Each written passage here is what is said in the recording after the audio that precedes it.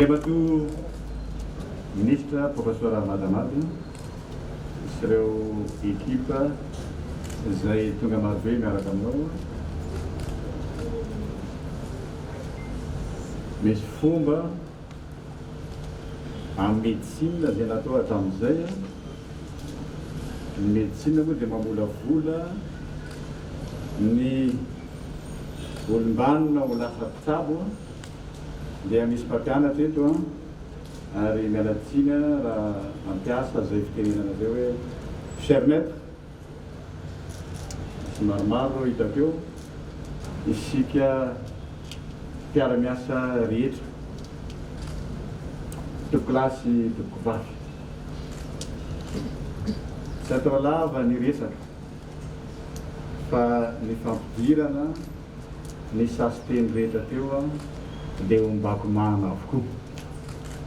Kanefa na dia zany dia mafisina misaotra n'Andriamanitra lehibe tsika nomeny ny tonin'andro androany ary ahafahana mbola mireny tahaka an'izao. Tokolasy tokovavy ny voalohany dia ny fiarabana atsika tsirairay avy. Ny malagasy moa dia manaja lamina araka vary nefa ny alavitsiny aho fa mba tsy halaovan'ny fotoana dia aviatrany angamba ny tena tiana tongavana no resahana. Voalohany indrindra aloha dia misaotra ny Andriamatoa filoha président-ny république Andry Nirina Rajoelina. Misaotra manokana koa ny Premier ministre lehibe ny gouvernement Tsay Christian izay nanome ny fitokisany mba hitarika anty ministera araka ny fahafantarantsika azy dia goavana dia ty ministera ny fahasalamam-bahoaka sy izany. Faharoa dia mitodika manokana amin'ny Andriamatoa ministra professeur Madamady. Misaotra ny amin'ny fandoratenanao, misaotra ny amin'ny asa vitanao ary ataoko fa tsy anao rery no anatin'izay fa eo koa reo ekipa miaraka taminao ary indrindra ny mpiara-miasa rehetra. Ary eto zany mariako manokana ny ministeran'ny fahasalamam-bahoaka dia zao ny mpiasa rehetra mihitsy dia miara-misalaha amin'ny ministra. Dia misaotra betsaka, mankasitraka, mankatelina Andriamatoa ministra. Manaraka an'izay efa endrasanareo raha teo dia hoe aiza ny lala-tombana raha fehezina amin'ny teny fohy. Mbola ho avy fotoana ifampiresahantsika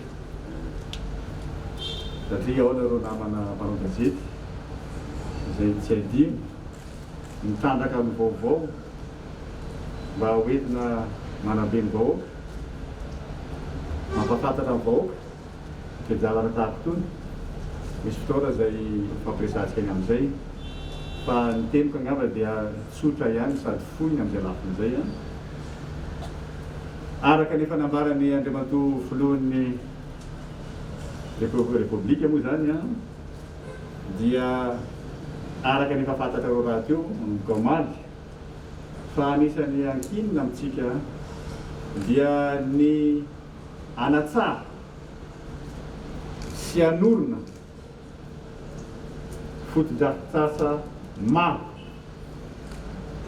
manerana amin'ny nosy tsy mijanona an-tanan-dehibe ihany zany fa makany amin'ny distrika ary mipaka hatrany amin'ireo commune sasatsasany izany asa manokana izany.